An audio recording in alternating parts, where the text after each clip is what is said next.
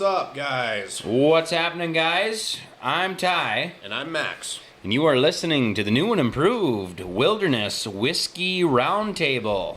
Episode number 6. 6. We got 6 in the books already. Holy crap. First formal episode with the new equipment, aside from our little special edition, if you guys have listened to that yet. We were so excited we had to pop one off just to give it a test run and see, where we were sitting with everything. So, super excited. We shouldn't have any more of these stupid little scratchy in and out. I'm hoping we have no issues whatsoever. I'm hoping so too. No real editing had to be done on that last one, which was amazing. Yep. It helps so much, and then we're going to be able to start posting on a more consistent basis because we've been lacking in that department. Just solely for the fact that it's a couple of them took over an hour just to get all the stupid scratchies out. So, yeah, I mean, when you think about just streamlining the process, the editing is the thing that takes the most amount of time. Mm-hmm. So now we should just be able to kind of do our intro, outro music and realistically slap her in there and make little adjustments if we ever need them. You're still going to have some things here and there, but yeah, it's there not might going be to little volume adjustments or Yeah. weird stuff like that, but easy peasy lemon squeezy. Yeah. No, super excited. Let us know what you think of the new stuff. I'll just get that out of the way right away. Just better or hopefully not worse. I wouldn't think so, but yeah, it ain't worse. If you say it's worse, you're lying. yeah, you didn't listen to Don't the other lie ones. to us. Yeah, you didn't listen to them enough then. So let's get into it. What are we digging into today? We got quite a bit of stuff to cover. Some current events, some shop talk. We're going to introduce a new segment, Gear of the Week. Mm-hmm. So that's pretty cool. We kind of got some fun new, kind of little sponsorship stuff going on. Yeah. So we'll talk about that. What's first on the list over there, big guy? Well, I heard through the old grapevine, the Bassmaster Classic is coming up here. That is this weekend, and that's a big dog. Big boy. Down in 22nd of March. Yep, down in Oklahoma. Grand Lake the Cherokees is, I believe, how you pronounce it. I think that's the formal name of the lake. It's going to be as close as I'm getting to it. So. Yep. Down in the land of the Ozarks. Ozarks. Old Marty Bird down there, laundering money. So this is kind of the big dog, aside from the final one, but the classic is a big one. A lot of people are chasing after this one, so I'm excited to see how it pans out. Obviously, when this posts, it'll be finished. Mm-hmm. So we're kind of working around how to do current events in a timely manner that makes sense, but we're going to talk about it because it's happening. So it'll be interesting to see what plays over that weekend. I don't know. I don't honestly know what to expect. I don't know where the fish are going to be from a staging standpoint. They might be shallow. They might be deep. Forward facing might play. It might not. So it could be anybody's game, to be quite honest. Well, and I mean, the whole state, or the whole country, I should say, is dealt with these conditions that we're dealing with here in Minnesota. Yep. I mean, everything's kind of ass backwards or Kinda effed funky. up, and so, yeah, these boys are gonna. Maybe it'll be super interesting just because their traditional ways of doing things aren't gonna work. Yeah. Could be. I think it's going to be a 50-50 split, so we're going to see these people who thrive in shallow water and the people who thrive doing their offshore stuff, and I think it's going to be a shootout. I really do. We're still waiting for our invite. We're not really sure why we didn't get invited to that one. Yeah, I kind of expected to announce it, to be quite honest. Have us as the head guys. I don't think they like the explicit side of things, so, That's just real life. Yeah, right? Holy shit, look at that thing! No, do you know who's in it? Any big names? All the big players. All the big guys? Yeah. That's kind of traditional, though. I think there's 120-some competitors. Sure. And, Do you want to just start from the top and work your way down on that one? yeah, we'll run through the whole list. No, I'm excited. I like following along on the live and everything. I play the whole Bassmaster Fantasy thing too, so I got my team lined up and Insert gambling addiction commercial here. you Just know, saying. if there's a chance to win, you gotta play. Dano, big shout out to you on that one. Yeah. If you're listening, I'll help you help him. We'll come to the next Wednesday podcast, and there'll be an intervention for me. Yeah, exactly. There'll be like 6 people sitting around, all mic'd up. So I got Jason Christie, Ben Milliken, Jay Shakurit, Justin Hamner, and Tyler Williams in my roster here. Okay. So How does that work? basically, you have tiers. You got A through E, and Don't cry. You pick an angler from each letter group, essentially, and they get scored based on their bag size each day. Bag size? Nice. And obviously, people get cut on day 3 and 4, so you're hoping you get all 5 of your guys that crack top 50 on day 3, and hopefully a good chunk of them are on the final day in the top 10, and stack up some points. So Okay. I don't know. I'm not doing super great. I'm in the 45th percentile, I guess, right now. So I'm beating over half the people. How long do you run that? It runs all season. Oh, okay. Yeah. So Gotcha. you pick a new roster every tournament and Sure. pick up points, and basically it's a total collection of points through the So entire payout's year. just best bag. Yeah. Gotcha. Yep. Is it over the course of? Is it like a daily payout, or is it like Nope. the course of the whole? Yep. End game. Gotcha. Yep. You Okay. gotta play it all the way through. So there's some people on here that know their shit, though, and I mean it's a luck of the draw thing. You never really know, but it's kind of ironic when you get somebody who's like 6 of their guys are in the top 9 or something Right. like that, and you're like, oh, cool. And That's I'm tough to catch up assuming you're horse racing at this point, so it's Oh yeah. you know like the lowest guy's best or best payout essentially. no. Does it work like that at all, or no? Nope. So it's actually just total points at the end of the year wins.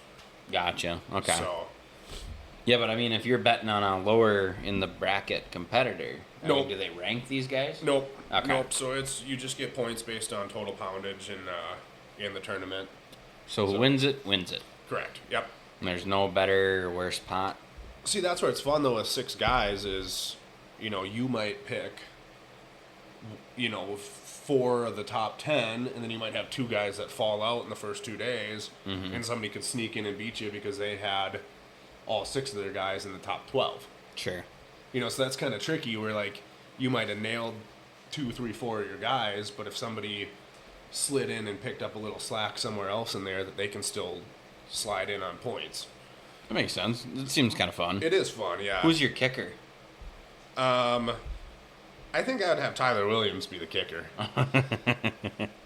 He's a bigger fella. He can put some weight behind it. I think he can get out to 60 yards. I bet. What's his field goal average? He's shooting like 90%. I think 90% from the line. Oh, that's funny. It's just freaking wild what you can bet on nowadays. Oh, yeah, Like, yeah. it is funny because there's like this huge awareness movement now. Speaking about the Gamblers Anonymous stuff, is like I see all these DraftKings commercials and like whatever other draft, like there's so many of them now, and all of them at the end of the video has like a little disclaimer. It's like, if you or a loved one suffers from a gambling addiction, call 1-800-STOP gambling. And it's like that never used to be a thing. No, but I can see it. Like, Yeah. Some people have a real problem. Ryan. Shoot. I had a frog in my throat there. Shoot. Whoops a daisies. Yeah, no, I know some people with a problem. Yeah. Max. Oh my gosh, there's that frog again. All right, let's stop dropping names on here before we get canceled. Oh man. You were just telling me about some pissed off guy at one of these tournaments. Oh yeah, there's there's always a couple of them, I'm sure, but this is a touchy one because they aren't really sure how to handle it quite yet. A gentleman was bed fishing. Bass was on bed, spawning. He was having a tough time catching it. Now, if you know anything about spawning fish, is usually they're big females, and that can be a kicker fish for you. That can be a deal breaker. And he didn't want the next guy to slide in and catch it after he left, So he drove up on it and started the big motor and destroyed it. Just Dude. blew the whole bed out. So now we're getting into this thing of like, we preach conservation all the time, right? Mm-hmm. You're destroying a breeding bass's breeding grounds, right? Like, there's a chance that that bass maybe already laid eggs on that. Yeah. And you just blew them all blew over it the lake. everywhere. Because you were... Crybaby bitch. I'm It's sorry. just being petty. Like, Are you serious? Like, you know, like, grow up. you can't catch every fish in the lake, so it happens. I mean, that's... I don't know. I really don't like it. What they're struggling with is, how do you prove it was intentional? It seems pretty intentional. Well, do they have footage of this guy fishing elsewhere? I don't know if there was any live footage on it. No, or I mean not. anywhere ever. Oh, I'm sure. Yeah. Well, why don't we just compare that to his normal takeoffs? Yeah. Right. Yeah. To me, it's pretty simple. Yeah. How does he usually leave a fishing spot? Is it, or is it like, okay, let's troll out of here and then we'll open up in open water? Most of them are, accelerating pretty quick because they're on a time crunch. Sure. They're trying to make their money. But you think about how somebody fishes that bed. Mm-hmm. They're off the bed fishing it, right? You're Right. not on top of it. No. So the fact that you had to drive Intentionally up drove to the into bed, it. Yeah. probably trolled, probably eased your way into it, Mm-hmm. because you weren't going to use your big motor and blow past it on accident if you were purposely trying to destroy this thing. Yeah. So you trolled from spot of fishing on top of this thing, and then you kicked her on and just plopped it. God, it makes me so... It fucking makes me mad. Yeah. I'll say it, man. It's boiling me a little bit. I got really, really upset about that. And It's just petty. Don't be petty. No. Don't be petty. And If- the fact that, like... what did the fish do to you? Correct. And, like, if you want to try to ruin a spot, like, don't do it on spawning fish. Like, if you want to blow through a weed line or something like that, that's one thing. That shit happens all the time on lakes. People are recreationally doing stuff. Right. Like, loud motor noise and stuff like that. Like, if you want to cause a ruckus, there's other ways to do it without actually genuinely hindering the fish. Yeah, I don't like that at all, and I think it's, if it were up to me, judge, jury, executioner, I'm pulling your license. Well, and that's what I was trying to think of too, is like if at the end of the day we deem this as intentional, what do you do as a quality punishment? Right. Like, what's sufficient? Are we 10 years? Are you getting suspended from the tournament, or like from the circuit? Are you just losing your points from the tournament? I sure as hell think if you won any money on that tournament, it comes back. Mm-hmm. You should get disqualified from that tournament. I think, honestly, I mean, if you're intentionally disrupting wildlife in any sort of the manner, if you're intentionally doing that, like, in not a hunting, fishing sense, I'm going to destroy this because I'm a pissy patty. Yep. And I'm not winning. I don't want somebody else to have fun. Right. To me, that's, okay, you're a toddler throwing a temper tantrum. Guess what? You don't get fucking ice cream. Yeah, you don't belong here. No. I think, you don't like, get to fish anymore think for a year set. From a BASS standpoint, as a organization, look at how much they care about this fish. Like, there's so much that goes into it from a conservation standpoint, from a management standpoint. They're running these tournaments in a sense that prolongs the sport of bass fishing. Mm-hmm. And if we're just going to let this fly, I don't like it. No. I don't like it. I don't think you have a place. No, I agree. It's frustrating because just you and I alone. I mean, we're just talking you and I going out fishing. We spend so much time learning this stuff and, like, trying to just... Essentially what I was grown up taught is leave it better than you found it. Yep. And so when you're just doing that because you're upset and you're throwing a temper tantrum, I'm sorry, buddy. You're benched. You're out. And, like, you're just doing this for the wrong reason in the first place, if that's... Yeah. Like, if... Maybe you need to just go out and find a different job, because if getting paid that... like, if you're that desperate, to try to cut somebody off at the knees, the next guy, and you think that's the only way that you're going to win, maybe you're just not cut out for it. Right. You know what I mean? Like, come in like a true, honest competitor. Yeah. You lose, you lose. If you're good at it and you win, congrats. Well, right. You won in an honest way. You didn't cheat. No. You didn't have to do something stupid. Like, no. That's like those guys who filled the fish with weights. With weights? Did you see the other one that just popped up? That somebody took a crappie to a scale. It barely just missed state record. Then he took it to another certified scale. And it hit the state record? Yep. Huh. Because it had ball bearings in it. Weird. Yeah. Smart move, buddy. Yeah. Okay, so there's another concept for you. You're willing to fill it with ball bearings to get the state record and have your name in basically a history book, right? Yep. Fully knowing it was full of ball bearings. I'm not sleeping at night. Where's the gratification in that even? Yeah. Like, you didn't even lied. actually catch that. You lied. And you're like, narcissism. Holy 100%. shit. And for what? Yeah, it's not like What do you actually gain from it? It's not like you're winning money. First off, nobody knows who you are. Right. Like, I could tell you records, and I don't know the person who caught them. No. And I'm not going to know him if I walk past him in the street. No. You're just another normal dude. Right. Like, it's just bragging rights. Yeah. But, like... And essentially, it's more for the people, like you said. Like, I know what the weights and the sizes are because I'm more interested in the fish itself than who caught it. Correct. Just and knowing that there's one that big out there. If you caught a 2.5 pound crappie and it didn't quite hit 2.6, it's still a hell of a fish. Yeah, Congratulations. You still have bragging rights. I'd still tell people. Yeah. I'd got it mounted. Yeah. And say you were an eighth of a pound off from a state record. That's awesome. Yeah. That's enough. You don't need to just... It only took me 3 ball bearings and I was there. Stupid. And it's like you don't expect to get caught. Well, especially when you do that, when you go... Yeah, you go to one place and you're like, oh. It was recorded in one place and then you go 15 miles down the road and do it again as if these people don't talk. Not that this poor bastard needs it now, but hey, newsflash, buddy, the information gets shared. Yeah.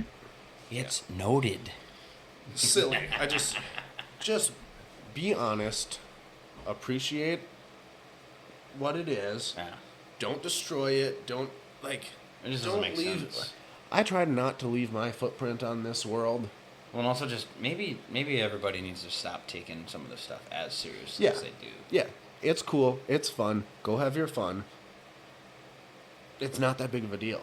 Like, I look at, what we're doing here, and somebody said it to me even, and they're like, it's not even like a job at all, though. Even if, like, you got to put a little work into this podcast thing, you're still having fun, and you're just there doing it. And I'm like, yeah, that's kind of how I try and apply myself to everything in life, is like, if I can make a little money on it, sure, why not? But if I'm out there to have fun, that's ultimately the end goal. Well, and my thing, too, is, like, these professionals that fish these tournaments, right? Like, you're not making your livelihood on winning tournaments.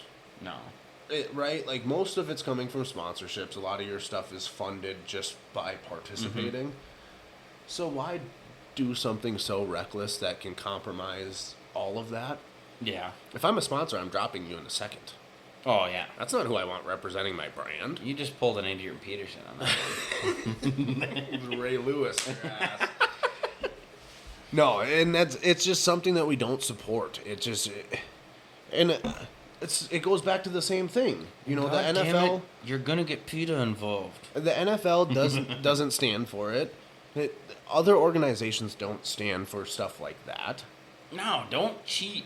Stop cheating in life and on your spouses and everything. Yeah, just don't do it. Be an honest person in everything that you do. And I promise you, you'll be a happier person for it. Yeah. And donate to your local food shop. All right, that was our little hot segment for the day. That was the WWR hot seat. How goes your battle on some turkey? Gobble, gobble. Gobble, gobble. We're still a little under a month out from when we're going to actually start chasing. What you been seeing though? We got some on camera. How many you got? Oh, I've seen probably 10, 12 of them on camera now, and just today, Shit. we had 4 of them running in a line right past the camera. A couple of nice old Tomases. Tom. Hola, Tom. They're getting colorful, too. Oh, yeah. Nice red. Throw it up on the camera there. Just running in a line. We could put a link in the description. Link in bio. Link in bio. OF. If you know, you know. Follow our Patreon account for all of our... Incognito pages. No, so you're seeing some action. We're seeing some action. It's getting me pretty excited. I don't know. I don't want to get my hopes up because we all know how that goes, but... It already seems like more action than last year. Yep. Yeah, so... Because how much action did you have last year? We've already talked about this, Ty. I know, but it's funny. not gonna Max, tell me how much. Not that much. Love you, buddy. No, I'm hoping we can get her done this year. I think you'll pull it off. That's a good pick. Yeah. That definitely puts a little spark under the old AS. When you get a picture like that on the Especially cam. because the blind is literally sitting like 5 yards away from where that camera is. So they're just scooting on right by, not even phased. So I think there's a decent chance we'll get her done. You ever seen that video of that guy? He's in like camo, and he's squatted down, and there's just a frickin' flock of turkeys in his yard, and he's squatted down on his knees basically, and he's flapping his arms, doing the chicken dance basically, and he's got a legitimate turkey call that he can do just from his voice. Oh, and they just run towards him? And they keep following him. Yeah. Like, from as close as I'm sitting to you, and he's just going, oh! You know, doing his turkey call, and these things and there's like 10 of them. See, that's the thing that pisses me off about turkeys, is I've seen them be the dumbest animal in the world, and then when it comes to the time of actually being able to hunt them, they give you the absolute runaround. Aren't turkeys allegedly pretty smart, though? Actually? Yeah, no? but then you see those videos. And then it's like... Because that's something like I said, I haven't turkey hunted. I'd try it. I'd try anything once. But, yeah, I don't understand. And then, like, you have these ones, like when I lived in Mankato there, I lived on 5th Street for a little while in Mankato there. It was about once a week. There'd be anywhere from 12 to 20 turkeys walking. So Madison Ave going down that hill is here. Yep. 1 block over from that. Yeah, one of the largest huge, streets in Mankato. Yeah, huge flock of turkeys. And I'm like, what the frick? And it was consistently at like 6 in the morning in the summer. Yep. You want to know one of my first interactions with a turkey? I was in PSEO. Mm-hmm. That, like, back campus area on MSU by the far MAF building. Yeah. We used to park back there. And we parked, and there was a turkey, and it was full strut, all feathers out, and it was just staring at this truck, and it saw its reflection in the chrome, and it was just beating the shit out of this dude's chrome panel on his truck, because he thought it was fighting another Tom. Oh, no. So then I'm sitting here like, God, these things are dumber than a box, you know, like... Shit. And, like, it was pissed, like, jumping up, flapping, just pecking at the he's chrome full panel. on. Just going to war with himself. And way too long. Oh, yeah. Too, like the whole time. To just not be like, oh. Not necessarily that he even recognizes it's a reflection, but just the fact that, like... That he headbutted a door panel? Yeah, like, oh, that kind of fucking hurt. It's not normal. Normally this doesn't hurt this bad. Yeah, normally I'm the dominant Tom. Yeah. I'm not used to getting my ass kicked by myself. Yeah. And it doesn't feel like a normal peck.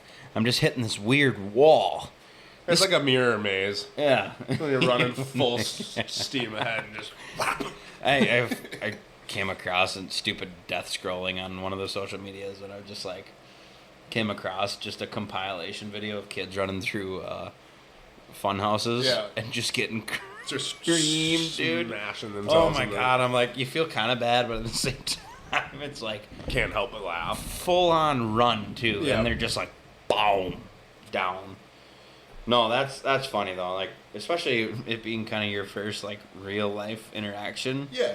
You're like, what the heck are these dumb things doing? And then now you're like, oh, It's a I could newfound- hunt that. Yeah, it's a newfound respect for him because it's not that easy. I'll just put a mirror in the woods. I'll just drive my truck into the woods. Yeah, right? Like, just barrel it at them. Yeah, I don't know. Give a couple gobbles and they'll come running.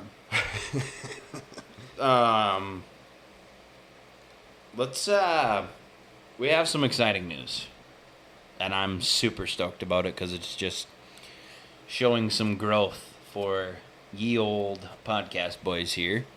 And again, something that was just unexpected, but we got another sponsor in the books. Shout out St. Croix. St. Croix and 7 Rod, or Reel, rather. St. Croix rods and 7 reels. Yep. Super. Not 6 reels. Not 6. Not 8. Not 8. But 7. Super exciting. Super unexpected. Yeah. Especially this early in the game. So we're actually gonna throw out a promo code, and it'll be WWR10, and that's for 10% off. If you guys didn't know, the WWR stands for Wilderness Whiskey Roundtable. Wilderness Whiskey Roundtable. So, which is what you're listening to. Super excited. They sell rods and reels, obviously. They've got a ton of products to choose from, and we were lucky enough to get in touch with them, and they're interested. So we're going to probably run a couple ads for them, let you guys know some more information as we get further into it, but you kind of have a little more knowledge. So we'll just than me. preface, use that code at the Lake St. Joseph website on the shop page. All of their rod and reels will be plugged in up there. And what are you doing? I was pointing at him. The camera guy. The camera guy. Excuse me. Use the code at the Lake St. Joseph website. It'll be good for 10% off any of the St. Croix rods or the 7 reels. Let's dig into it a little bit. Your 7 reels. What's kind of special about them? Brand spanking new from St. Croix. I would think most people in the fishing industry are going to be at least Knowing of it. knowing of St. Croix. They just started making reels this past year. So their bait caster actually dropped, I believe, last fall or last winter. They have 3 different, essentially, reel speeds. Mm-hmm. I think you got a 6-to-1 ratio, a 7-to-1, and an 8-to-1. So basically, that's just how much line it picks up per revolution on your handle. That's a speed thing, correct? Correct, Like yeah. That would be your speed rating. Correct, yeah. Okay. So if you were trying to pick up line faster, you would want a higher number. Mm-hmm. So like your 8-to-1 is going to pick up more line per revolution of your handle crank Mm-hmm. than a 6-to-1 would. Sure. So something like, let's say, a buzz bait, something that you want to reel fast and pick up a lot of line with, keep it on top of the water, you're going to use an 8-to-1. Something like a crankbait or something like that, where you're going to want a more consistent, like slow roll, your lower speeds, your 6-to-1 is going to be a better option. Okay. So kind of neat that they offer a few different varieties in there. Their freshwater spinning reels dropped in January, and their saltwater or their surf reels dropped, I believe, in this March. Okay. So, and they're really, really good quality. I got to sit down and look at them at the show that I was at, Mm-hmm. and they're nice. They're very, very nice. I didn't expect anything less from St. Croix, but yeah, to do something for the first time and kind of come out and doing something new, I was impressed. What is your direct experience with St. Croix rods? I mean, I'm assuming you've used them before. Yep. I love St. Croix. To be quite honest, and nothing against them, but for the longest time I was using 13 Fishing for most of my bass fishing stuff. Sure. Just from a budget standpoint, I was able to get into a pretty good deal on them. But I have used St. Croix also. But for all of my walleye stuff, I am a St. Croix guy through and through. Sure. So I do think this opportunity is going to kind of get me to branch into some of their panfish and bass line. I'm not going to be doing a ton of it this summer, but I'm definitely going to dabble in some of their other lines. But my favorite thing about the St. Croix from a walleye standpoint is they run technique-specific rods. Okay. So when you're talking specific lengths, actions, and like how fast the tip and stuff are. So elaborate on actions. Yep. So like, if you look at a rod, it's how far down the rod blank it bends. Mm-hmm. So if you're talking a fast action, you're gonna stiffen up or you're gonna get more backbone higher up in the rod. Mm-hmm. So it's gonna transition very fast from tippy to backbone. That's good for certain techniques. Sometimes you want a slower, moderate action. So a moderate action, you're going to get more of like a middle ground where you're going to get a lot of flex and a lot of bend all the way down through half of the rod before the backbone picks up. Sure. So things like, snap jigging or something like that, where maybe you want a little bit more bend, a little more play, so you're not ripping it out of their mouth. Mm-hmm. You maybe want to go into a fast or a moderate action as opposed to an extra fast. Whereas something with treble hooks or something that you're, doing a rip and wrap or something like that, maybe you do want an extra fast, so you can drive a hook home. You can set the hook hard. Yep. Have all of that stuff too. So. And when you're driving the hook home, mostly it's because it just had too much to drink, right? Correct. Yeah, because you don't want that. Yep. So. No, Yep. It makes sense. You're the designated hook driver. And then, have you tested any of the 7 reels yet? Not personally, other than just my experience of being able to pick them up and spin them on the display counter at the show. Yeah.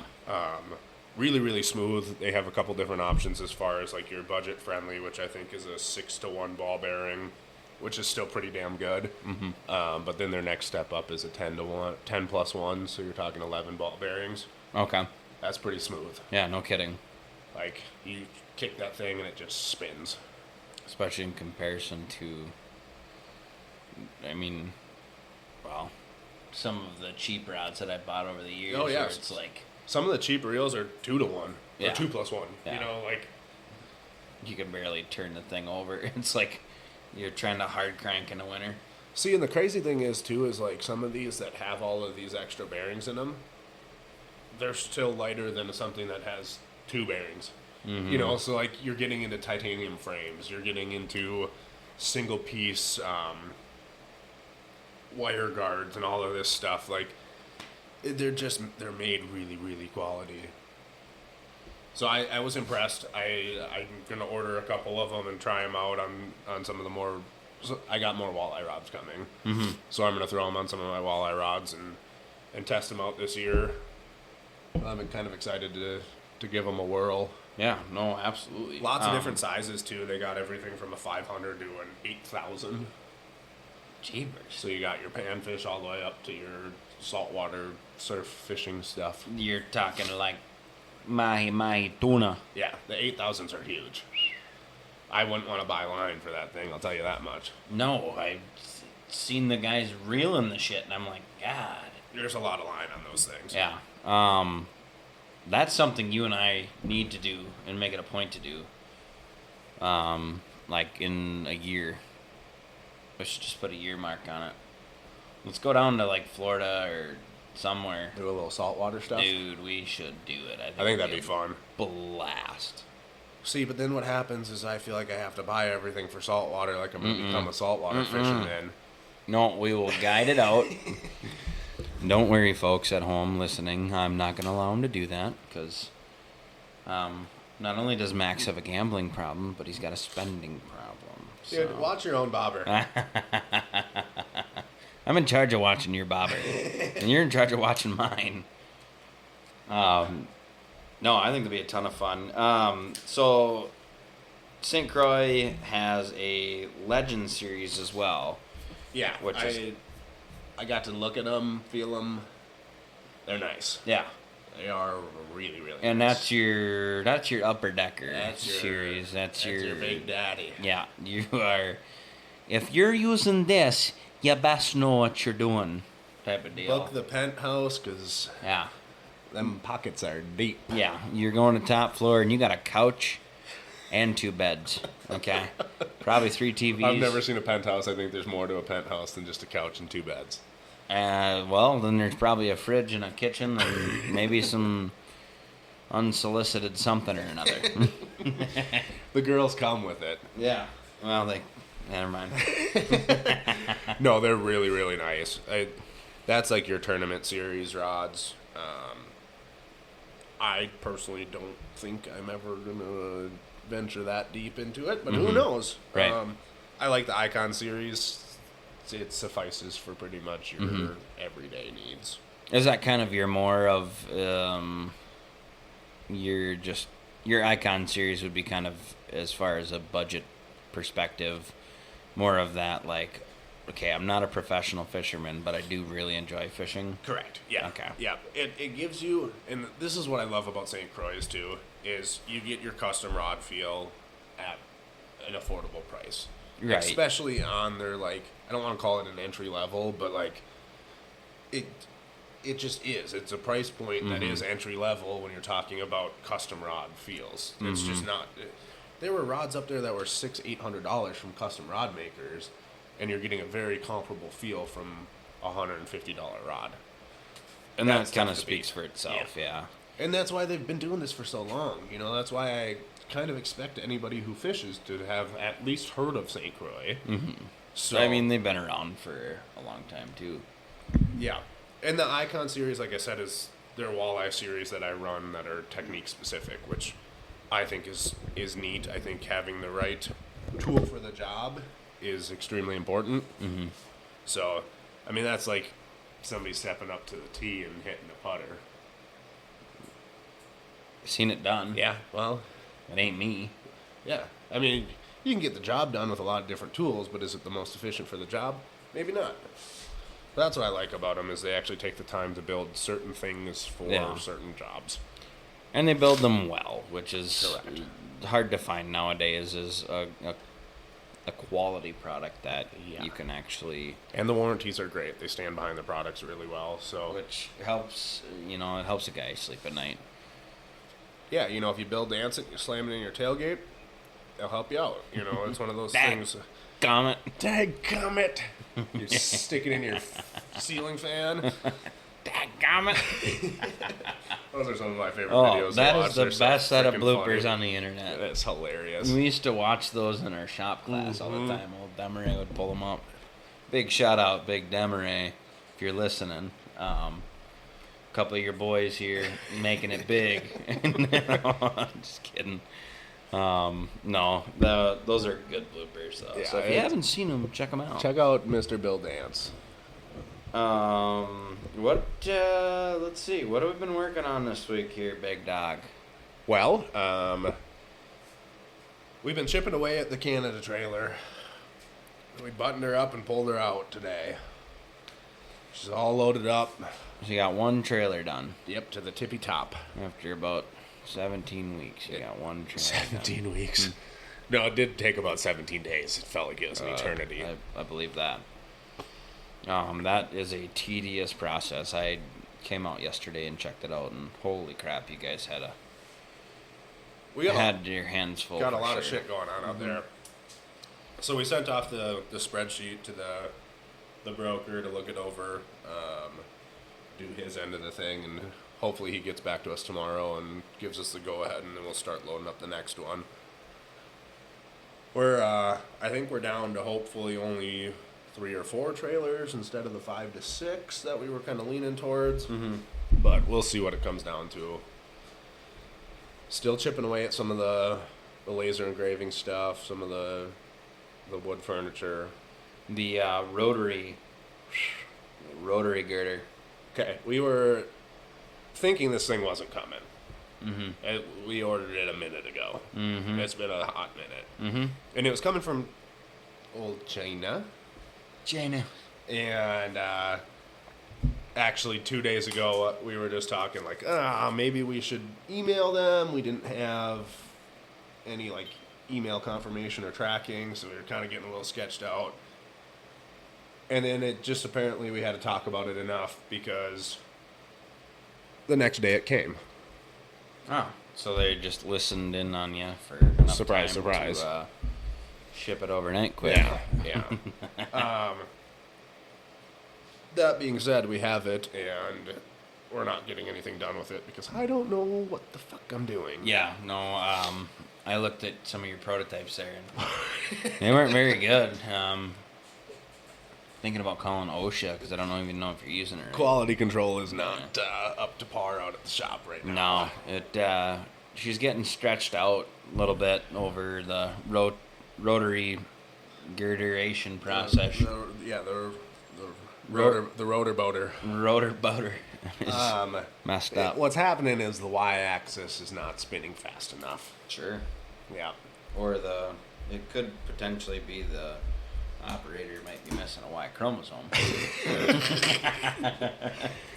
No, the ABC connection is not. I apologize for hooking that. up to the DEF connection and Sure. JKLMNO. Yeah, so the hand bone's connected to the wrist bone, which eventually Makes it to the goes to the knee bone. Yeah. No, that makes sense if you're not thinking about it on that one. So I gotta find a setting in there somehow to change that that rotor speed up a little bit. We've been really struggle bussing out there. Been out there a couple times. We decided we were going to become decal specialists. If you do that, big shout out to you guys for figuring that out. Because so we got stickers instead of like a vinyl, which to me vinyl seems easier. Because of the whole water thing. Right, you can scrape all the water out of the bottom, you heat gun it, whatever. These are actual sticky stickers, and they're like 3 foot by 2 foot, 6 probably. foot. Well, no, they're Tall. probably 4 foot by 3 foot, probably. Yeah, they're bigger than that. They gotta be bigger. They might. I don't know. I They're mean, massive. I can They're hold it massive. here, and Yeah, it's that's true. hurting. You're touching my shins. That's true. They probably are 6 foot tall. So, whatever size they're freaking massive, massive. and they're going on the side of a trailer. And you guys did the first one, Ripped it off. failed epically because it's hard, especially if you don't know what the hell you're doing. So we tried again 2 days ago or yesterday. Yesterday. Don't know what the hell we're doing. We really gave it a good go. I would say we really thought we had it figured out. Yeah, that was a good old college try. And the frickin' top portion of it went well initially. And then it just didn't anymore. It went south very quickly. And Get it? Because we were going down. Aha. The bottom didn't go. Yeah. We were putting this damn thing on, and all of a sudden it's like, oh, there's a wrinkle. Oh, there's a wrinkle. Oh, now the whole thing is twisted, and you're like, you went from going straight up and down to like at a frickin' angle. You're going crosswise across the trailer. And it was funny because we had 3 people helping, and Sarah, one of the owners of the camp, she just got so frustrated she just threw the whole fucking thing down. And it just kind of all stuck weird. Yeah, it didn't work. And then we just peeled the fucker right off and crumpled it up. We weren't at any point anyways, like it wasn't on Sarah by any means. No, it was way past we that. were anyways. already, That was the last prayer. And then I just, for shits and gigs before we tore it off, I went back and was just like trying to like math it. You know, I kept peeling it off and like trying to just realign it just to see what we were doing wrong. You know, like maybe I got to pull down on this side harder and then do this. And I did this and I did that. And I'm like, okay, this is freaking impossible. So, resorted to YouTube. And I got confirmation by somebody who puts decals on that YouTube video is 100% correct. So I will tell you, Andy did it by himself today. No. Oh, yeah. Yeah. I was inventorying the trailer, and I could just hear him on the side of the trailer. And I was like, he was kind of just doing a couple jobs and stuff like that. And I poked my head out, and I was like, yeah, it sounded like you were about to do something dumb because he's taping this thing up on there. Like, I'm like, it's not gonna. We tried this, you know. And he's like, you just go back in there, let me fuck it up if I fuck it up, kind of thing. And lo and behold, How long? not anywhere close to what it was taking us. I'm talking like he had that sucker up in probably 10 minutes. Yikes. Yeah, and it actually turned out pretty good. It did? Yeah. Did he do it the way Yeah. that we talked about? Yep. Oh. Yep, he just ran a big, long piece of tape along the middle, Yeah. taped the bottom down, Yeah. folded it down, peeled her back, sliced it, folded her up. I helped him on the bottom half, and it turned out just fine. Big shout out to Ty from the podcast here, who has all the credit to watching the YouTube video on that one. No. Which we got grief for resorting to a YouTube video. He did for, actually, but yeah. Big call out to Andy. Hey, jackass, you yelled at me for using YouTube. No, it's funny though. He's like, oh, you guys are I see YouTubers. we're resorting to YouTube. Oh, now. nice. Yeah. No, that's awesome. Good. I'm glad. Use all your resources. I'm glad is it's what I up. always say. I didn't know this, but old Mike, he had a decal shop. Oh, really? You didn't know that either? I had no idea. Where Gidgets is in town here. Sure.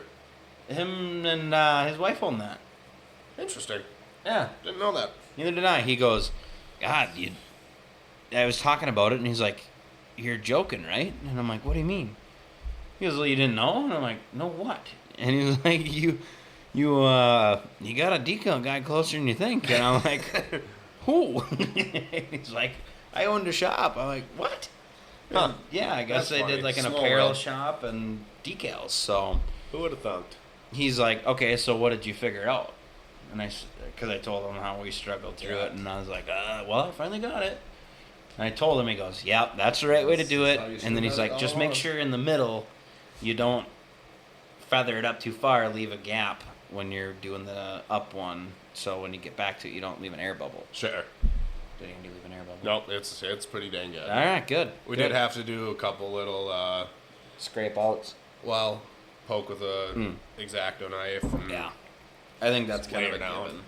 And the nice thing, it was on the black part, so you could just kind of touch it up with a Sharpie, and you're good to go. So, yeah, we got that done.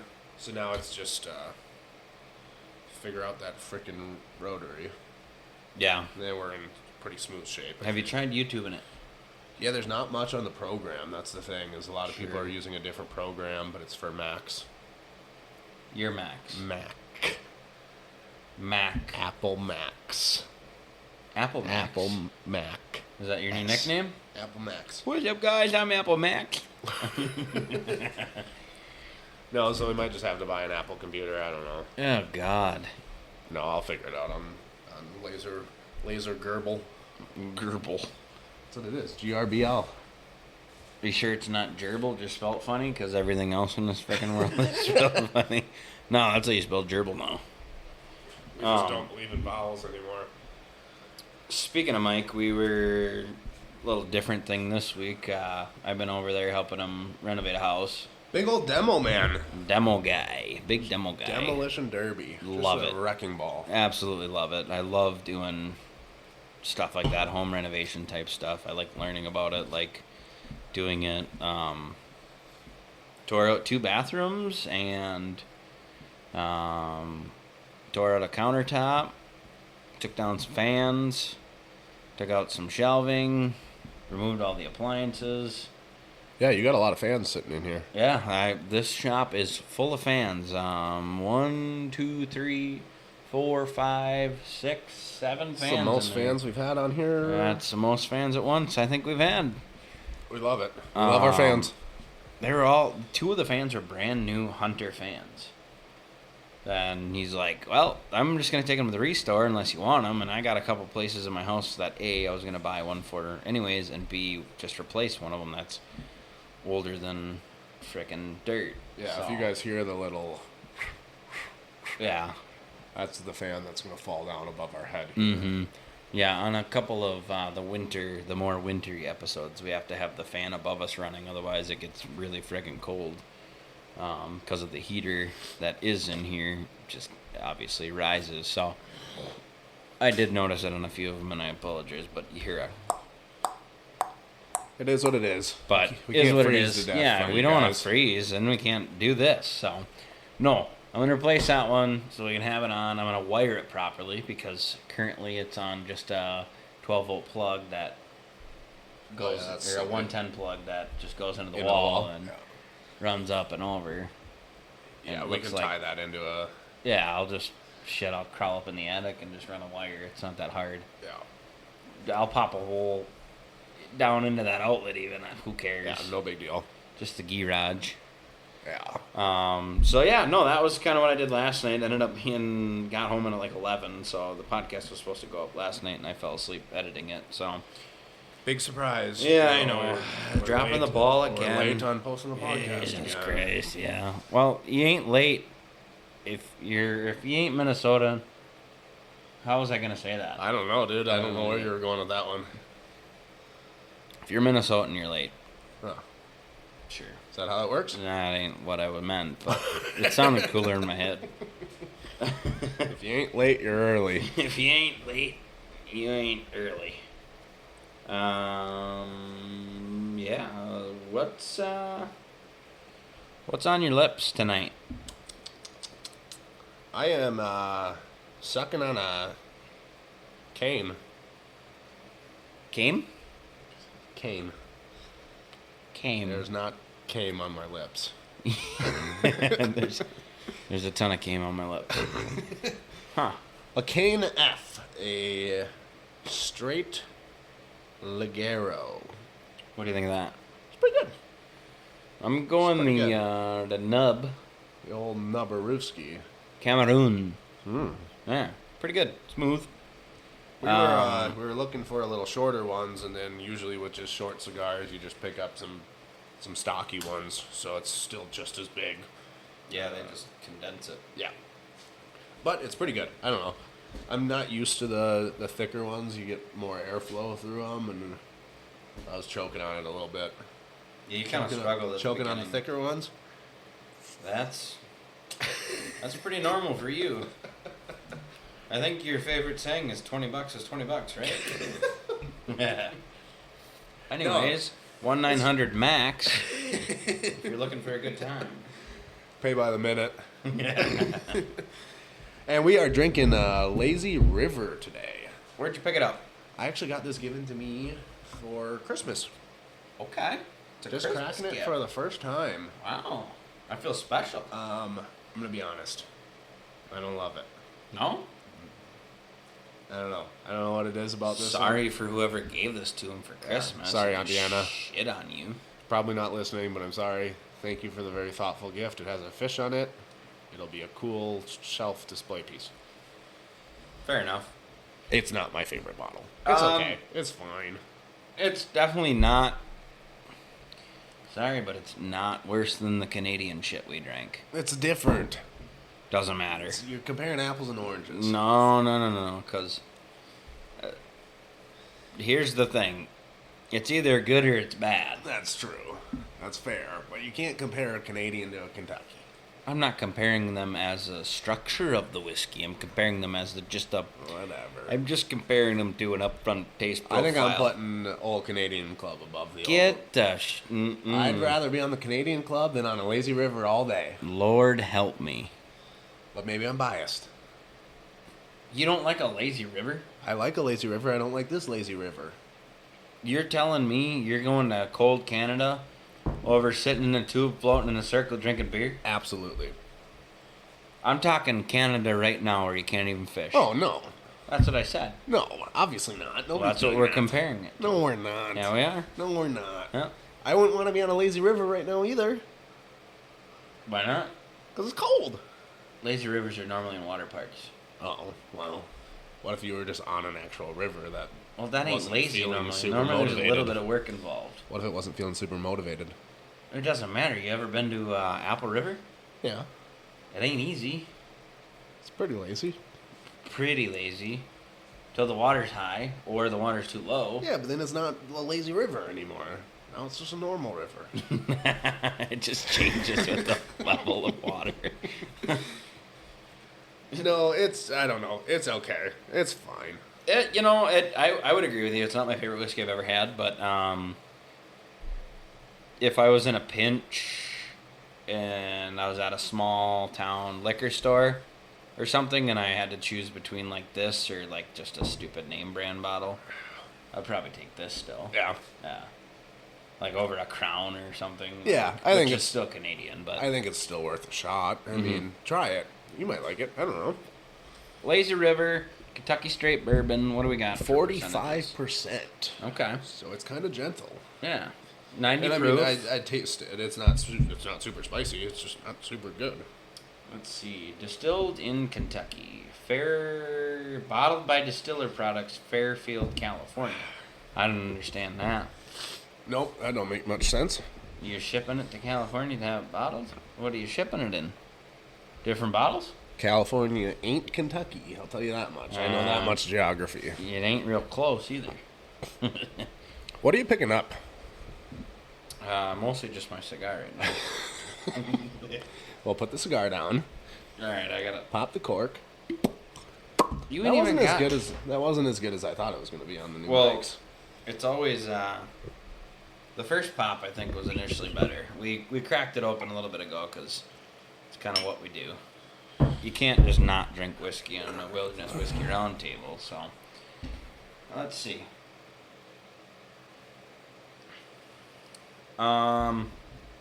Definitely kind of a burny spicy right off the bat. It's very alcohol strong right off the initial taste. You know, you get that up front, and then I'd say an aftertone of maybe just a hint of like vanilla-y caramel with some fruit. Very bitter though. Yeah. Initially. Yeah. It, on the nose, it smells sweeter than it tastes. 100%. Which is never a good sign. No. She smells sweeter than she tastes. On the smell, I would say that it's a brown sugar and like caramel almost. Mm-hmm. And on the palate, it's not that.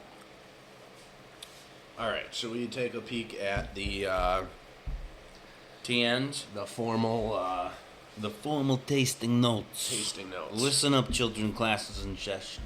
Per the bourbon guy, we have granulated white sugar, juicy fruit, mint, and a touch of oak on the nose.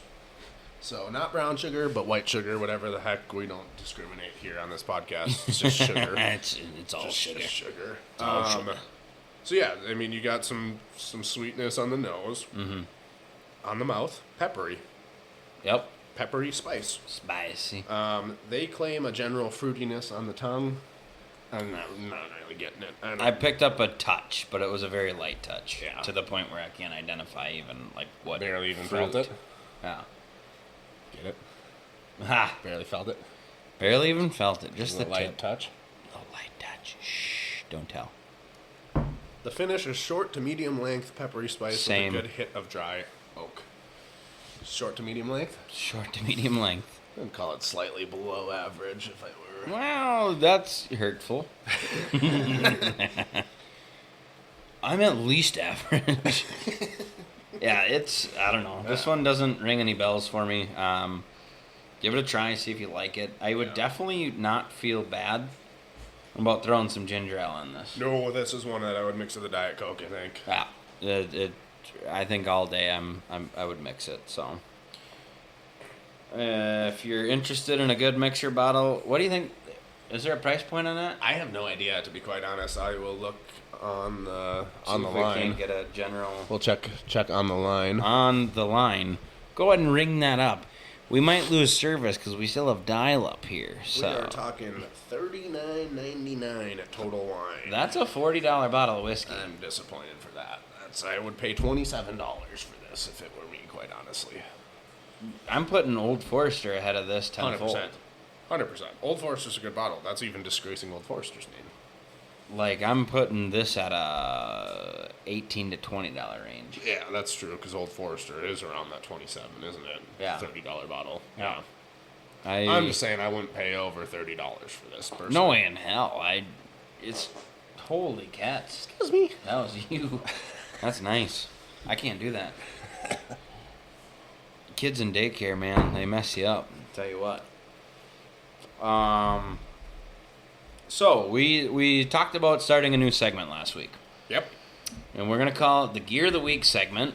And we're just going to do... It's just going to depend on the week. This week, since it's the first one, we're just going to kind of keep it light, something simple. Going forward in the future, I'd like to maybe potentially have some products in front of us. Yeah, I mean, Check now them out. we're doing video for the first time. Yep. Hopefully it lines up right. We'll see. I Right. don't know, but... It's rudimentary, it's new still, so we're still kind of in the works of working out of the kinks, so just bear with us. We're just going to do, some random stuff that we use in our day-to-day lives as far as hunting, fishing, camping, or even just some basic stuff too, I suppose we could throw in there. Yeah, I think just anything that we come across that we feel is valuable to share, personally. Yeah, like it's just kind of cool shit that we want you to see. It might be relevant to something that we've had to use or experience. It might be something new that hits the market. It might be a... We could just call it Roundtable Show and Tell. Yeah, we'll just pass it around and... God, we might have to start another segment. We both just bring something to show and bring tell something about. to the table. Yeah, and just What be do you- like... What are you bringing to the table, Ty? Well, today, what I'm bringing to the table, because I seen it, is it's called a plug knocker. I'm sure you've heard of it, I sure have. and there's tons of them. Yep, I've never used the old name brand plug knocker. And it's not what you guys think it is. It's actually, it's not for in the bedroom. It is for fishing. Yep. It's a pretty cool unit. You get hung up on something, you slap one of these various ways to use it, and there's, just in front of me here, I've got 5 different types of them. Yep.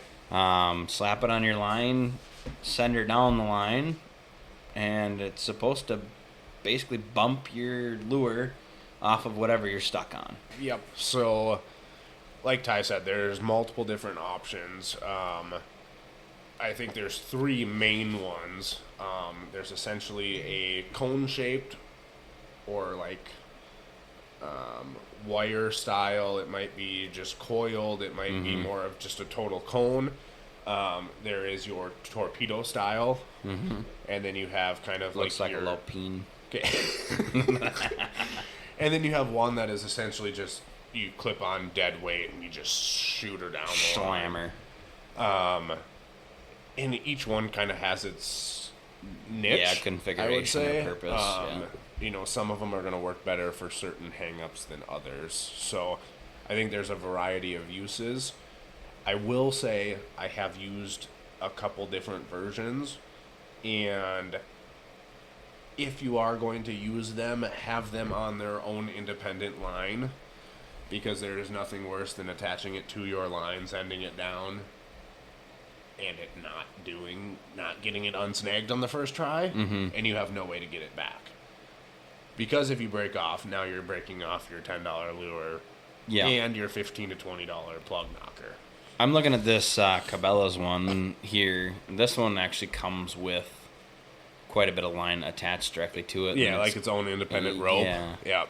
And this one's got like a double loop-de-loop. It looks like a swim bait almost, or That's like a a lure. crankbait. And it's got chains. It's a crankbait. Shut up, dude. Mr. Bass Fisherman over here. You know what? It's called an easy lure, actually. So it's neither one of those. It's a crankbait. And there's a bunch of chains on the bottom of it. And then there's other ones kind of similar. Just doesn't look like That it. would be like your torpedo style that I Yeah. would consider there. That Cabela's one is $16 basically. Then we got the more just rudimentary. You tie it on your line, you send it down the line, and hope it works first time. So this is the one that I like using personally. This one's called the Pocket Knocker. It doesn't actually really knock the pocket. It's only $6. Knock knock. There's Who's a there? lot of things I could say here. I don't know how explicit we can be here. No. But really, you could make one of these pretty simply. It's essentially a snap swivel on something that weighs a fair amount. Sure. And you could do it. I've seen them done with spark plugs. Okay.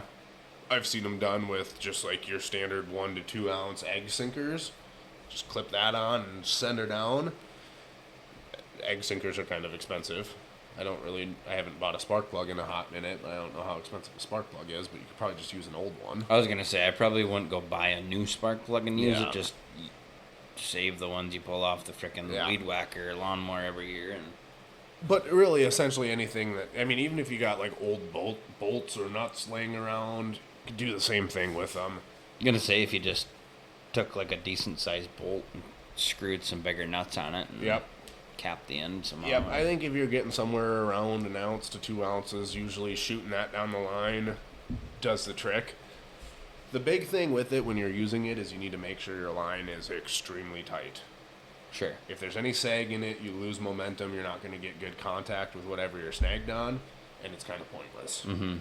Now, it works really, really good on wood. If you're hung up on wood, tree stump, brush, anything like that, it's really, really good. It's super efficient. Because really all it is you need to knock it off of being... Usually it's a hook or the lip of a crankbait that's stuck or wedged somewhere. Yep. If you can just jar it loose, usually you're good. Rocks are kind of tricky because you have to have enough force to either push it back off the rock, and sometimes your plug knocker just runs into the rock that you're stuck on. Yeah, and you're not make good actually contact. loosening anything. With rock, honestly, the best thing that I've found is you just need to push past it, and you just need to pull it away from where it went in. Essentially, if you wedged it somewhere in rock, you can get it back out if you go on the backside of it. Sure. So that would lead me into just different ways. Well, do you actually, before I go there, do you have a specific brand at all that you use? Nope. You I've just actually kinda- usually what I use is I use a catfish sinker, Okay. like an egg weight, Yep. and I just hook it onto a snap swivel and I just send her on down. So most common that I'm seeing, I just pulled it up here online, and you can buy them on Amazon. You can buy them pretty much everywhere. For the most like rudimentary basic ones, I'm seeing $6 to $10. Yeah. So I guess keeping a couple of those bad boys on the old Yeah, look at that boat one right there. ain't gonna hurt you. $2.99. It's literally a lead weight on a snap swivel. Oh, this guy here. Yeah. Plug knocker. Yeah.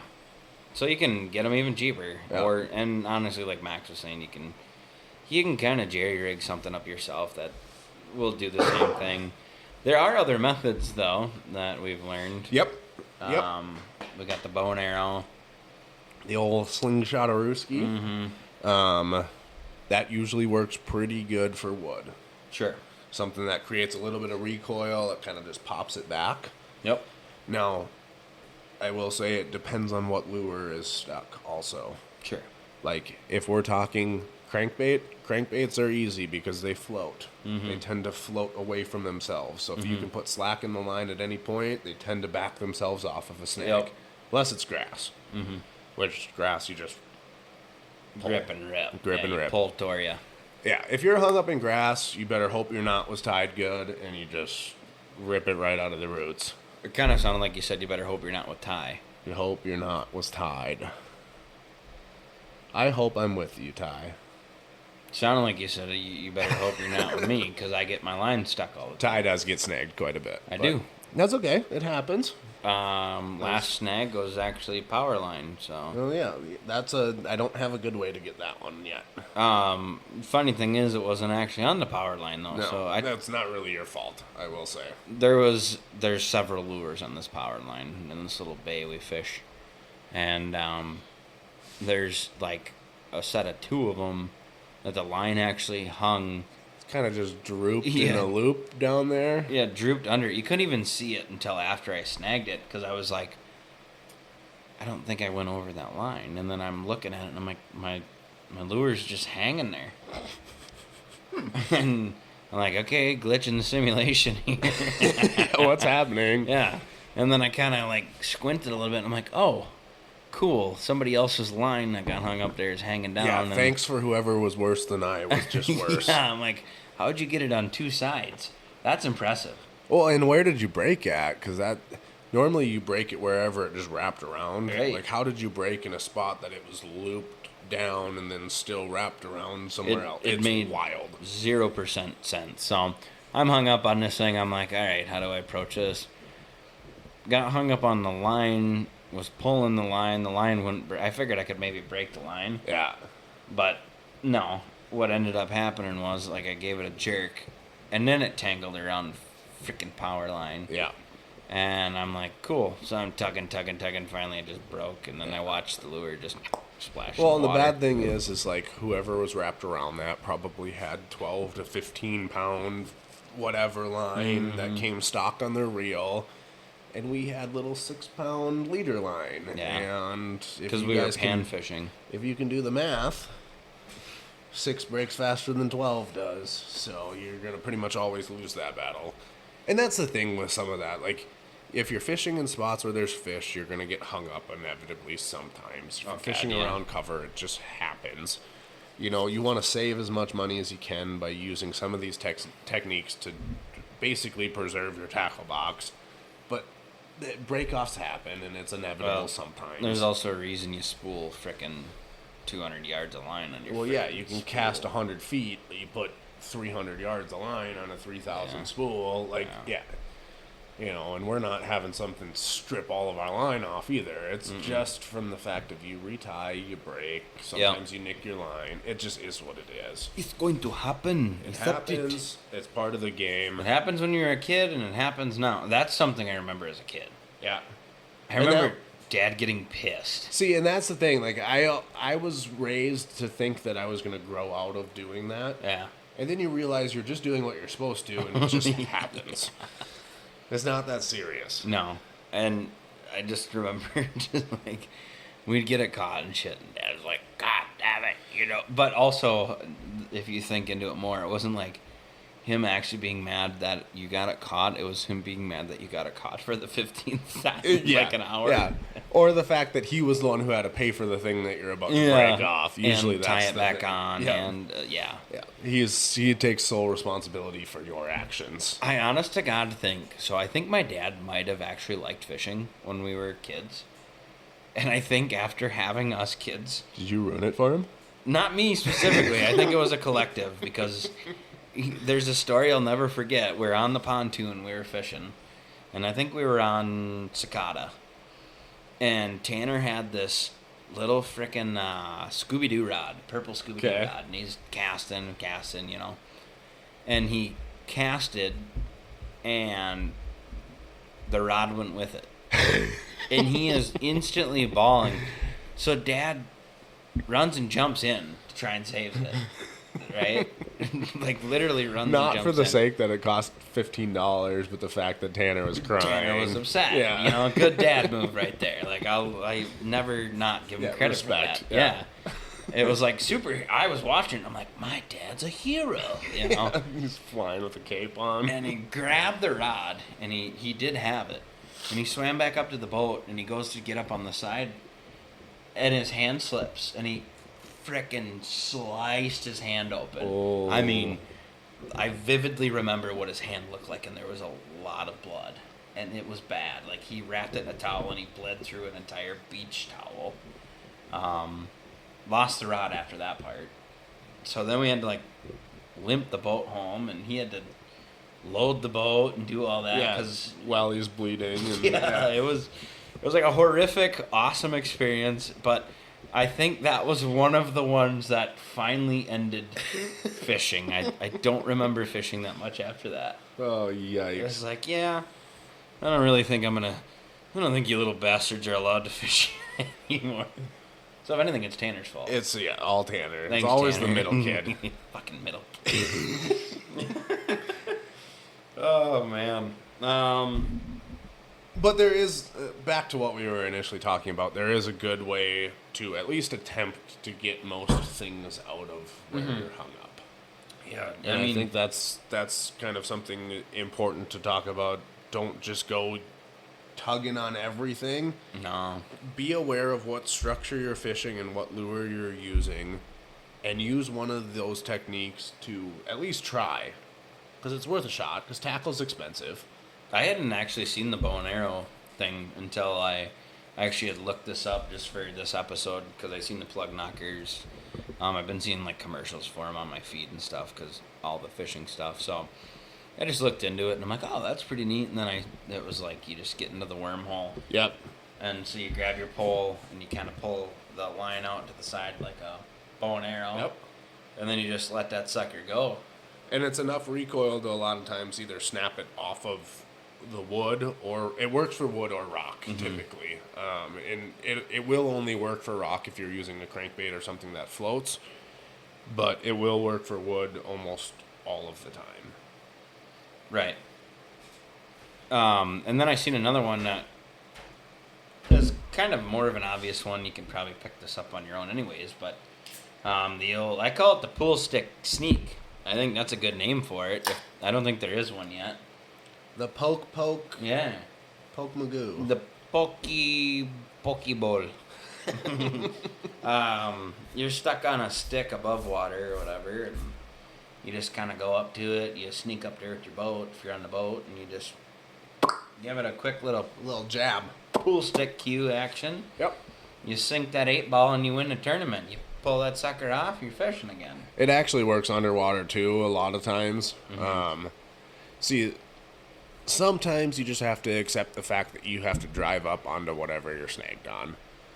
Try your plug knocker, try your bow and arrow first. Try to stay off of it, off of the structure with your boat. Try not to blow out the fish and everything. But at the end of the day, it's sometimes, and you need to decide this for yourself. Is it worth the lure? Is it worth blowing the spot up? That's your call. But sometimes you have to drive up on it. You either have to poke it, you have to drive past it, pull it back from wherever it came from. It works. Sometimes lures are expensive. Sometimes maybe you're not catching fish there. Hard part is when you're live scoping and you know there's fish there, it's really, really, really hard to drive up on that brush pile to unsnag your lure. But when your lure's $27, it's not that hard. Yeah, that's a hard day to just be like, let's just cut our losses here. Snipper. Yeah. Which is also, oddly enough, this was lack of knowledge from Dad's side. No fault to his own, but, and none of the lures back then were that expensive. Like, what we were using anyways, we were very rudimentary fishing as kids, but, like, I remember cutting the line way more often than trying to even retrieve it. Like, it got to a point where, like, oh, another tree, tug, it's not coming out. Cut, reline, Snip, you know. yeah. But we're talking, like, the stupid little lead, what the hell do they even call them? It's just a lead ball with a frickin' paint and an eye on it. A jig head? Is that all? Yeah, they're just jig heads. Yeah. But, I mean, the most basic of basic ones. Yep. Like, you buy a 40-pack of them. Yep. That's actually probably what we're catching 90% of our fish on up in Canada on our lake. Is a jig head and either a minnow or a plastic. I love that. So simple. God. It just takes you back to the old elementary days. I can't help but think, though, there's something to be said about that. And it's a fishing pressure thing too. Is like the fact that lake's so managed for pressure. I suppose that helps too. Yeah, because the fish around here have seen a few things. They've been to war and back. Yeah, some stuff just doesn't work on some lakes, and it just is what it is. That's such a weird concept, though, too, because I remember as a kid that stuff working fairly consistently without trying very hard. Yeah. You know, like, we'd be on the pontoon. We're not trolling. We're not using any special fishing techniques. We're talking rudimentary. I'm throwing this frickin' jig head with a wax worm on it, maybe. Yeah, or a twister tail or something, something so simple. Exactly. And all of a sudden, panfish. Yep. Oh, Mom just caught a frickin' walleye that went into the Waterville paper. Yeah. Which happened. Right. Yeah, and you can catch big game fish on it too, accidentally, which is wild. It's so weird, and I remember that being consistent, but now that I've started, in my later years of life, obviously I love fishing, so I try hard. It feels like it's harder. Yeah. Yeah. So Are we just overcomplicating things? Do I go back? Yeah. I might go buy some lead jig heads. Just try it. Yeah. Just be like, because who else is doing it? All right. Everybody nobody. else is doing the same damn thing. Ah, shit. We got to delete this part. We can't share the secret. All right. We're going to cut it right here. A little word from our sponsor. Yeah. Get the hell out of here. All right. Welcome back. We are back. Thank you for that brief word from our sponsors. And thank you guys for sticking around. And thanks for letting Max take a potty break, because every time you hear a sponsor, it's probably because one of us has to go to the bathroom. Probably Max. It's usually me. I got a little bladder. Tiny bladder. I pee fast, so we're back quickly. Tiny bladder. Not tiny everything, ladies. Wink face. Ask my wife. Big socks. You know what they say about big socks? Big boots. 10 and a half, if you guys are wondering. Okay, that ain't that big. I think we wear the same size boot. Pretty average. Shit. Pretty average. You get the... Wow. Well, look at that. Gonna swap shoes? Closer to a brother than you than I thought. We were neighbors. We were neighbors. Suspicious. Dad? You do kind of look like me. Take a little poll here. Let's see. Maybe we can use some of that AI technology to analyze our just faces. blend them together. And just be like, hey, what's going on here? What's the probability that we're related? 100%. We need a freaking air purifier in here. Yeah, if we're going to keep doing these, especially Stoves. if we do some random special ones and we end up with 2 podcasts a week and we're huffing these things, your walls are going to turn colors. Well, so I'm looking over to the left here, my left. Oh, it's just hazy. Look at it. If you just watch it for a second, it actually looks like the frickin' ocean. You see it? Yeah, there's waves. It's literally waves of smoke. You can see the smoke against the black backdrop. Yeah. Underneath the light. And it's it's literally just a constant wave through the air, which is cool looking. It is pretty cool, but also probably not the healthiest thing in the world. No, I can feel my lungs burning again, which partially is from not wearing a respirator when you're cutting up fiberglass from bathtubs and when you're knocking out drywall. Gonna go ahead and not do that twice. But I think this is just proof that we would die for our fans. That's true. We would die for you. Yeah. I would live for you also if you prefer that. Yeah. So we'll put a purifier in. We'll put a purifier in. If any of you know a good cigar purifier, just because we're pretty amateur as far as the extra stuff goes with cigars. I seen someone do a video tour of their cigar room in their house. That's what I've watched too, is a couple of those. Yeah, and a couple of them have pretty good reviews on different purifiers, so we might just have to look into it. But I'm also not trying to spend. No, see, that's the hard part. $500. Is you're kind of handcuffed. Right. Do you want a good one or do you want a cheap one, or an affordable one? Do you just buy 3 cheap ones? Is that as good as an expensive one? Maybe. I don't know. But also, I don't want to hear. Well, right. No. We already have enough. We Yeah. got fans running. We got heaters running. I don't want to add anything more to the podcast. We just finally got good audio. Why ruin it? Right. Also, that just brought up something. Just a quick little side note. Echo noise. Let me know what you guys think if it's too echoey in here, because me personally, I'm like, is it? And I can't really tell. See, and to the point where I need to put foam. Yeah, and that's what I'm wondering too, because I can hear a little something when we're both quiet, but at the same time, when we're both talking, does it even matter? I don't know. Yeah, just give us your feedback on this, because like we said, this is new equipment. It's night and day better, but if there's anything we can do to continue to improve on it, we would be more than happy to. I want my voice to sound like silk running through your Silky ears. smooth. Dude, there's one rule. No phones. Silence that. Sorry, guys. Golly. Sorry, guys. I'm not mad. I'm just disappointed. Yeah. No. At least it's just my wife.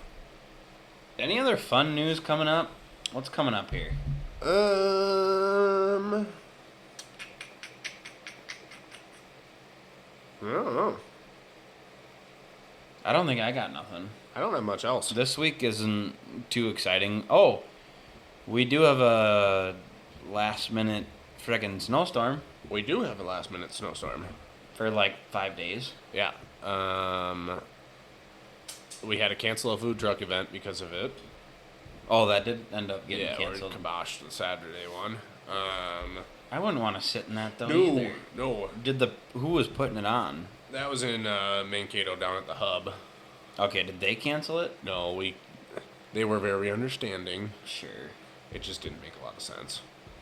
No, I'm not going to a food truck if I'm getting sleeted and rained on. And even if it's not precipitating, 32 and 15-degree winds, Yeah. I'm not standing in line to get food either. No, I'm probably going to sit down in a restaurant. Mm-hmm. Like you have to. I'm probably not leaving my house, to be quite honest with you. No, you have to consider like the portion of it that we're just going back into winter mode too. Terrifying. Yeah, like you have to go back into that mentality of, oh, okay. So for the last 2 weeks I've been outside grilling, hanging out. I've been pushing my daughter in the swing out back, just having a good time, let her walk around the yard and stuff. And now it's like, oh, nope. First day of spring yesterday? Yeah. Today? Yesterday? Yesterday, it was either yesterday or the day before. And now we're talking winter again. Right. Stupid. Which, typically speaking, this is the normal, is to have, like, this late March Yeah, we snow. always get something. I mean, I have memories that popped up of me turkey hunting in snow in April. Last year we had snow in April. I had a video pop up of 2 years ago, or no, a year ago, and it was me and my 2 younger brothers, and then it was my truck and my brother's Jeep out there on the ice with 25 holes drilled, and we were hole hopping, Yeah. sitting on the ice in t-shirts and bibs, Yep. which is by 2 years far ago? no, a year ago. That was last year. No, we were done by this time last year. Nope, you're right. It was 2 years ago. But this was a week ago that I seen it. Sure. So it was the last time we were out, but we were still able to drive out. Because that's the same year that you trudged through the water on the landing with your sled Yeah. and then climbed up onto the ice Yeah. and went ice fishing a week after. Yeah. We posted that same video. And I called you a nutbag, but Yeah, well, you do what you gotta do. No, hopefully we can get another picture like that next year. This time of year was always my favorite, like the last probably 3 weeks of ice fishing. Oh, late ice is awesome. We just didn't even God, get late no. ice this year. Well, we didn't get any ice really, No. but not to bring up a sore subject again, Yeah. but we talk about it a lot because we're hurting inside, folks. Yeah, sad and depressed. But no, I'm excited. We got to dig your boat out. God damn it, we keep talking about it. Well, I'm waiting for this new one to come. Yeah. And I want to set that one up. I'm torn. Do I dig the bass boat out or do I just wait for the new boat? Do you want help? Kinda. Let's go dig your bass boat out. All right. There, I helped you. All right. We're doing it. We'll do it tomorrow. Okay. All right. After work. Okay. All right, we're doing it, folks, and then maybe we'll post a little video content of us digging it out and just picking all the rats out of it and whatnot. There's no rats in it. I know. I looked at it the other day. I had to pull some of the rods and tackle out that I had in the rod locker. Just a boat we fabricated, and I don't know if it's even in the video, but up in my over the shoulder left behind me here, there's a fabricated Casting deck. yeah, that we spent a lot of time on. That was a good shop day. That was a good A shop few day. of That them. was a couple of them. Yeah, that was like 3 days straight. We just became metal fabricators. Busted up knuckles. Oh God, and- and just frustration and Oh, yeah. and oh my God, we went through like half a notebook of paper. I feel like just Yeah, drawing what we were imagining.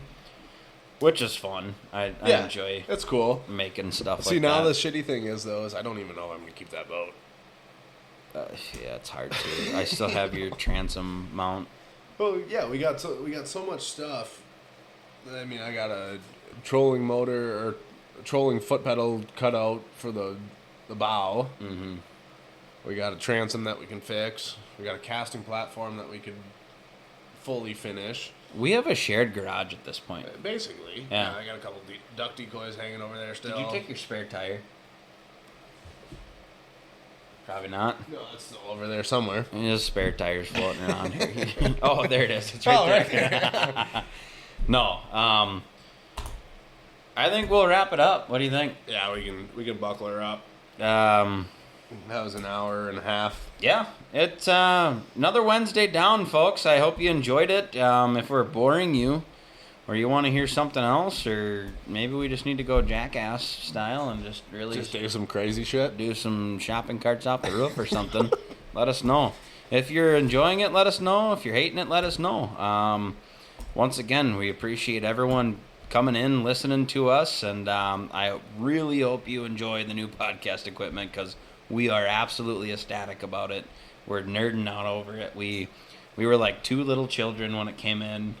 And holy smokes, when we posted that special edition episode, just plug and play that memory card. Didn't even have to touch a thing. No. Oh, man. You're getting raw, uncut. Raw dogging. Raw dogged it right up into the podcast.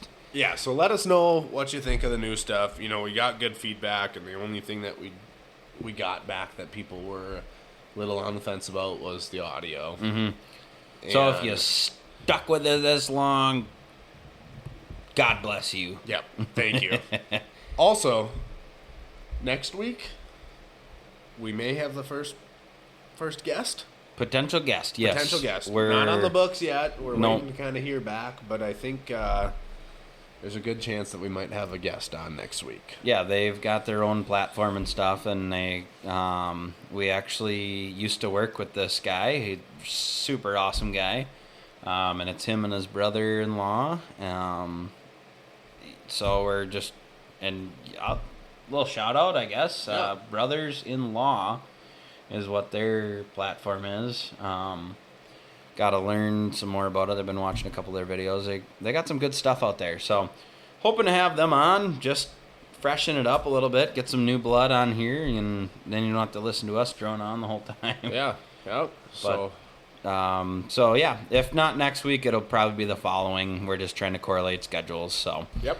So yeah, exciting things. We're gonna keep pushing forward, keep doing what we're doing, and this should be a pretty good night to you guys. So I'm gonna give you guys a cheers.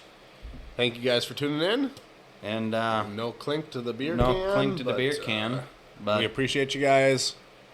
Catch you on the next one. see you next week, guys. Thank you. Bye.